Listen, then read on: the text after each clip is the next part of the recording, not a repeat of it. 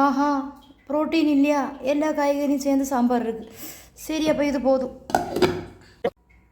இந்த மாவில் 1/4 டீஸ்பூன் வந்து சால்ட்டு போட்டுடலாம். போட்டுட்டு நான் 1 கப்பு தண்ணி விட்டு மிக்ஸ் பண்ணிக்கிடலாம். நல்லா கரைச்சி எடுத்துட்டோம். ஒரு கரண்டி மாவு விடலாம். கீ இல்லைன்னா கோகோனட் ஆயில் ஏதாவது லைட்டாக வந்து கொஞ்சம் தடவிக்கிடுங்க. நம்ம திருப்பி போடலாம்.